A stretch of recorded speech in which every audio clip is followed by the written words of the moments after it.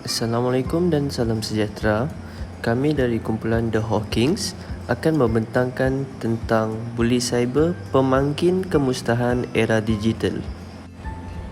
Sebelum itu, saya akan memperkenalkan ahli kumpulan saya, iaitu saya, Abang Abdul Rahim, Abdul Syahmi, Jin Felicia, Darwi Syahuda dan Muhammad Nur Solihin. Saya akan mulakan dengan latar belakang. Yang pertama, internet boleh didefinisikan sebagai rangkaian komputer antarabangsa yang membolehkan pengguna komputer di seluruh dunia berhubung antara satu sama lain dan mencapaikan maklumat pangkalan data dari seluruh dunia. Yang kedua, kajian statistik mendapati populasi digital seluruh dunia pada bulan April 2022 terdapat 5 bilion pengguna internet di seluruh dunia dan ia merupakan 63% daripada penduduk bumi. Yang ketiga, buli cyber dapat didefinisikan sebagai aktiviti yang melibatkan penggunaan internet untuk memudaratkan dan menakutkan orang lain, terutamanya dengan menghantar mesej yang tidak senonoh. Yang keempat, tidak seperti buli biasa yang berlaku secara peribadi. Ia jelas berlaku dalam talian dan dilihat sebagai jenayah cyber.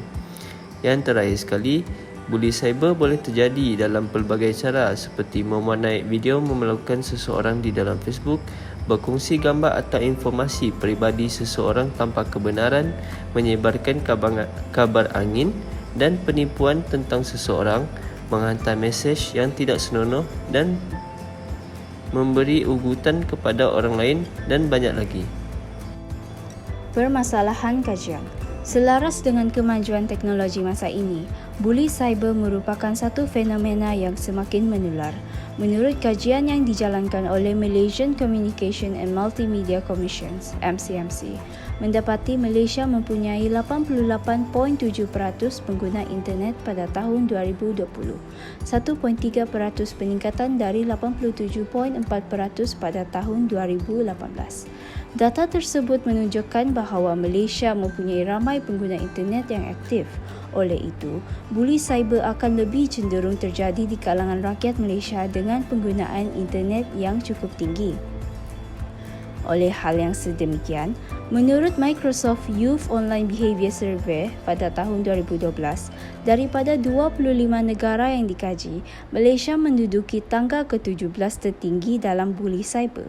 Kajian terhadap kanak-kanak dan remaja berusia 8 hingga 17 tahun tersebut mendapati kejadian buli cyber di Malaysia tidak jauh berbeza dengan statistik global sebanyak 37%, iaitu dengan 33% remaja di Malaysia melaporkan pernah dibuli secara atas talian.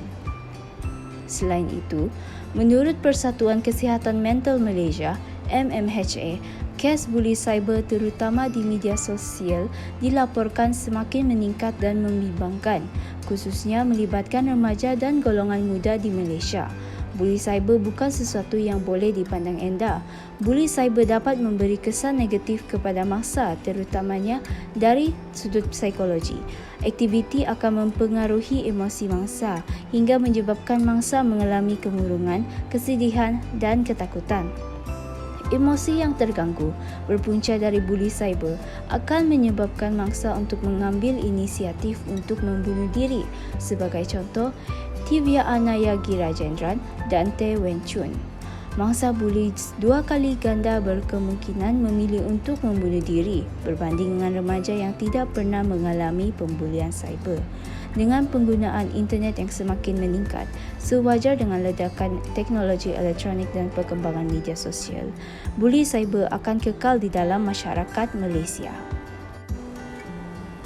Antara punca-punca yang menyebabkan berlakunya isu buli cyber dalam kalangan rakyat di Malaysia iaitu sifat iri hati atau ketidakpuashatian terhadap orang sekeliling yang menyebabkan perpecahan berlaku antara masyarakat dengan bermodalkan media sosial sahaja. Jenayah cyber ini kian berleluasa dengan edigan-edigan seperti khianat orang yang tidak bersalah. Seterusnya, penjenayah cyber ini juga berlaku apabila manusia yang kurang didikan agama dan akidah yang kurang menyebabkan mereka tidak merasa kesedaran terhadap sifat kemanusiaan.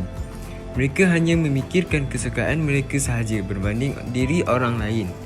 Selain itu, mereka juga berpunca dari perhatian dari keluarga yang kurang.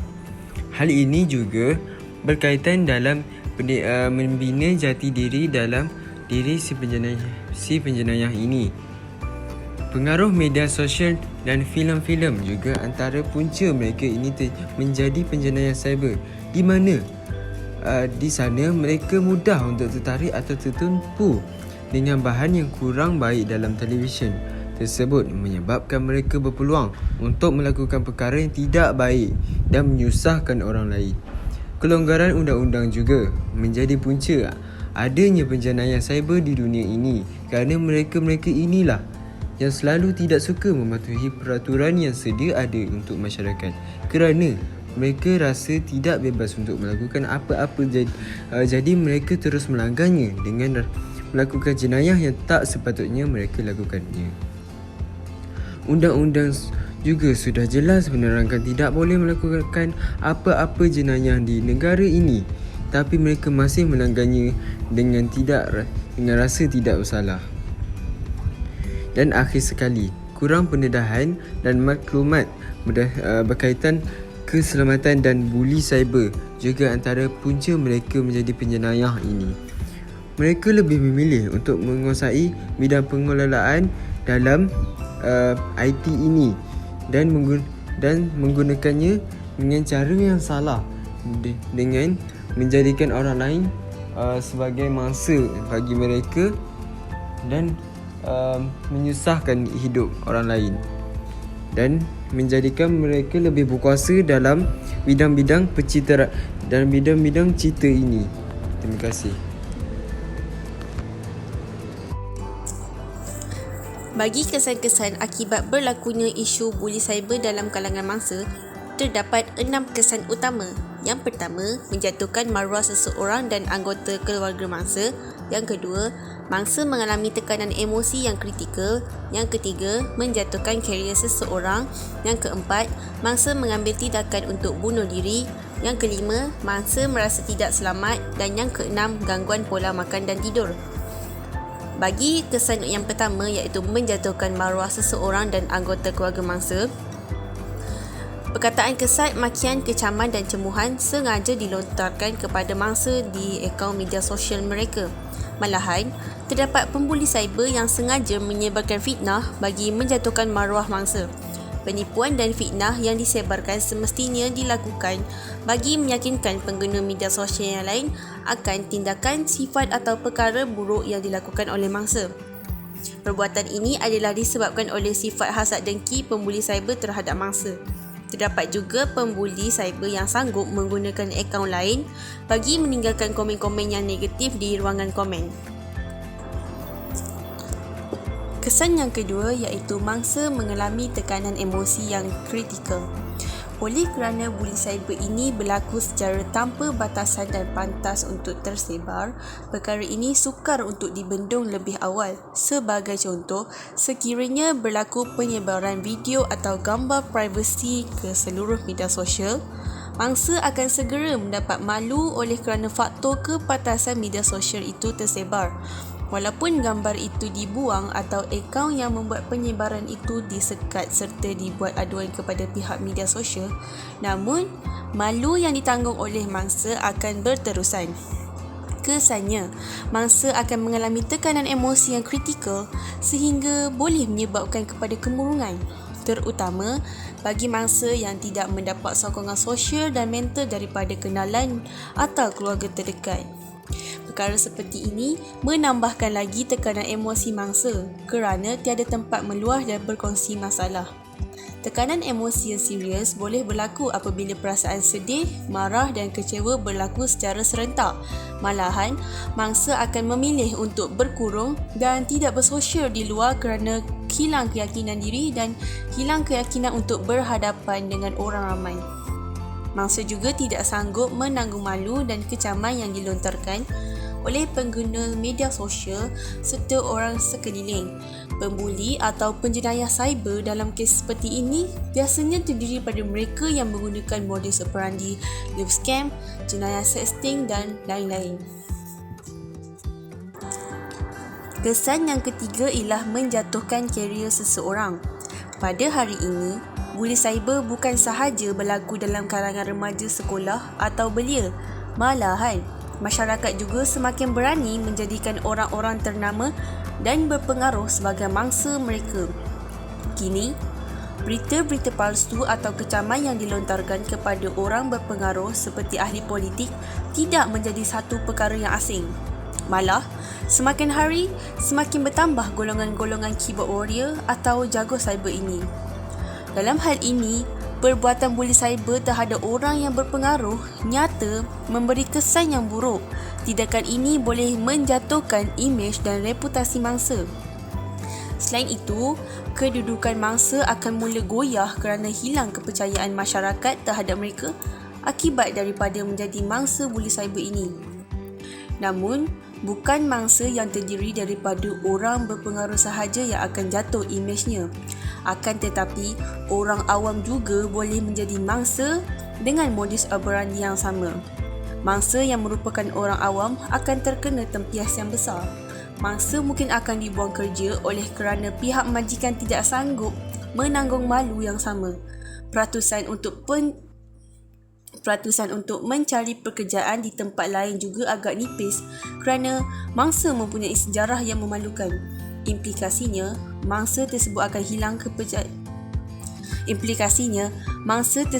hilang pekerjaan dan sumber pendapatan. Oleh itu, kesan buli cyber ini jelas akan menjatuhkan reputasi dan imej seseorang. Kesan seterusnya ialah mangsa mengambil tindakan untuk bunuh diri. Oleh kerana mangsa mengalami tekanan emosi yang boleh mendorong mangsa mengalami kemurungan, terdapat mangsa yang mengambil keputusan untuk membunuh diri. Dalam hal ini, mangsa merasakan bahawa bunuh diri adalah jalan penyelesaian bagi menutup aib dan malu yang ditanggung olehnya yang tersebar di media sosial. Kebiasaannya, mangsa buli cyber yang mengalami kesan yang teruk adalah mangsa penyebaran gambar atau video privasi. Ini kerana melibatkan maruah diri dan aib peribadi. Oleh itu, mangsa lebih memilih untuk membunuh diri kerana walaupun video atau gambar yang tersebar dibuang, pasti akan ada pihak yang menyimpan bagi simpanan peribadi. Malahan, sekalipun pembuli cyber ditangkap, aib itu sudah dikongsikan kepada seluruh pengguna media sosial. Maka, mangsa mengambil jalan penyelesaian dengan membunuh diri. Kesan selanjutnya ialah mangsa merasa tidak selamat. Buli cyber sangat sinonim dengan kecaman. Ternyata, kesan buli cyber juga boleh mengancam keselamatan mangsa. Perbuatan buli cyber melalui cara penyebaran berita palsu dan fitnah akan menyebabkan seseorang itu merasa tidak selamat. Terutama bagi mangsa yang terdiri daripada golongan berada dan berpengaruh. Hal ini kerana akan terdapat individu yang tidak bermoral akan mengambil kesempatan untuk mengambil gambar atau video mangsa sekiranya terserempak di tempat awam bagi tujuan penyebaran media tersebut di media sosial. Malahan, mangsa-mangsa yang terdiri daripada orang berada atau ternama ini akan sering diikuti secara senyap oleh jurnalis atau wartawan yang tidak bertauliah. Perbuatan seperti ini nyata mengganggu kehidupan privasi seseorang, terutama mangsa buli cyber ini. Mangsa akan rasa dihantui oleh perbuatan-perbuatan individu yang tidak bermoral ini, kesan daripada menjadi mangsa buli cyber. Malahan, mangsa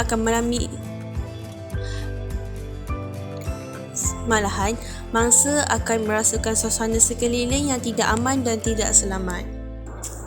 Kesan terakhir ialah gangguan pola makan dan tidur. Akibat daripada perasaan malu yang tinggi, mangsa lebih memilih untuk tidak bersosial. Mangsa juga tidak mempunyai selera dan berkurung.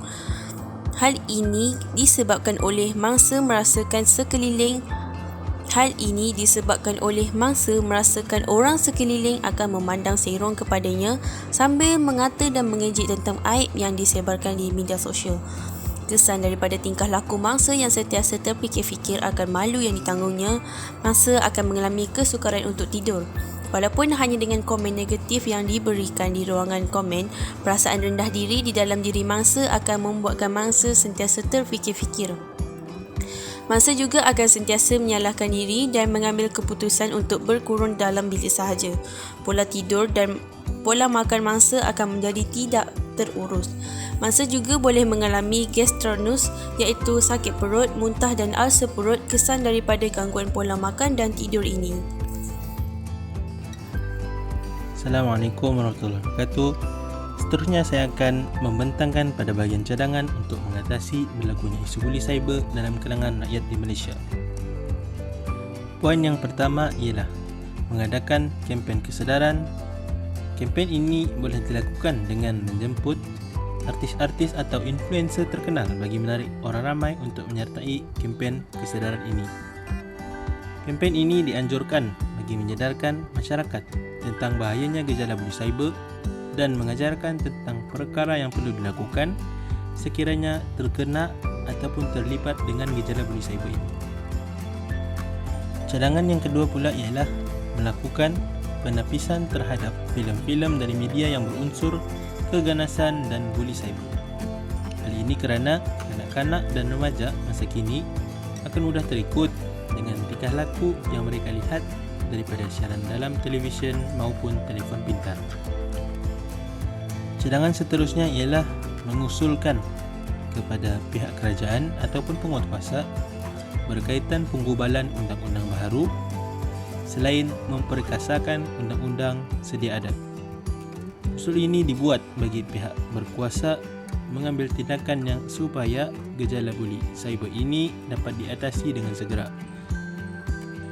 Selain itu, pihak kerajaan dan penguatkuasa perlu untuk mengubal sebuah undang-undang bagi membela nasib mangsa buli cyber.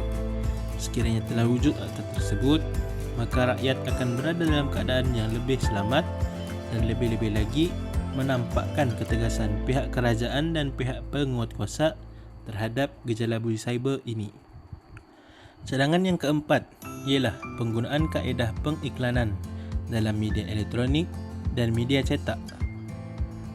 Media elektronik sangat berkesan pada masa kini kerana golongan masyarakat yang telah banyak meluangkan masa dalam penggunaan telefon pintar.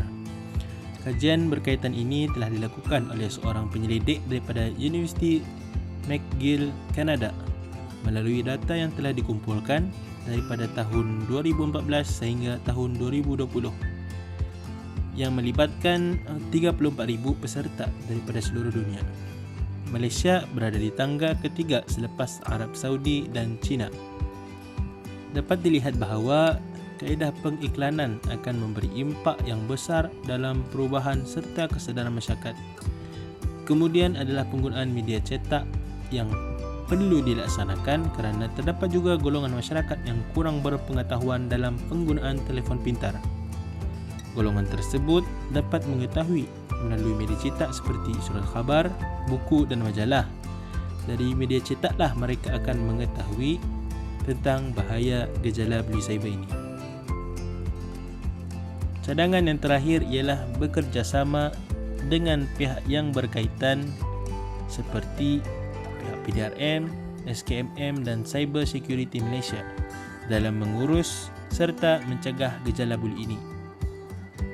PDRM adalah tempat di mana mangsa membuat laporan berkaitan buli cyber, manakala SKMM dan Cyber Security Malaysia pula adalah pihak yang melakukan tugas dalam mengesan dan mengeluarkan akta baharu berkaitan gejala buli cyber. Kesimpulan, pada realitinya, memang tidak dapat dinafikan bahawa penggunaan internet dan media sosial merupakan cara utama masyarakat di Malaysia untuk mengisi masa lapang dan sebagai medium hiburan. Aktiviti seperti penularan mesej, berita, komen dan sebagainya di internet sudah menjadi satu budaya dalam kalangan masyarakat di Malaysia. Juga, tidak dinafikan bahawa masyarakat di negara memang suka berkongsi maklumat dan berita sensasi. Penggunaan internet mempunyai pengaruh yang besar dalam masyarakat. Alangkah baiknya jika penggunaan internet digunakan untuk sesuatu yang berfaedah dan bukan sesuatu yang memudaratkan masyarakat. Setiap individu harus bertanggungjawab untuk menjadikan internet sebagai medium untuk membentuk komuniti yang positif dan harmoni. Semua pihak harus berganding tangan untuk memastikan penggunaan internet tidak disalahgunakan untuk perkara negatif seperti buli cyber. Dengan kemajuan dan perkembangan teknologi pada abad ini, pemikiran masyarakat juga harus selaras dengan perkembangan yang sedang terjadi. Pelbagai cara dan tindakan yang boleh diambil oleh semua pihak tanpa mengira usia bagi mencegah kegiatan buli cyber. Oleh sebab itu, semua pihak harus berganding bahu dalam hal ini bagi mencegah penularan aktiviti buli cyber bagi mengekalkan keharmonian dan kesejahteraan pengguna internet di Malaysia.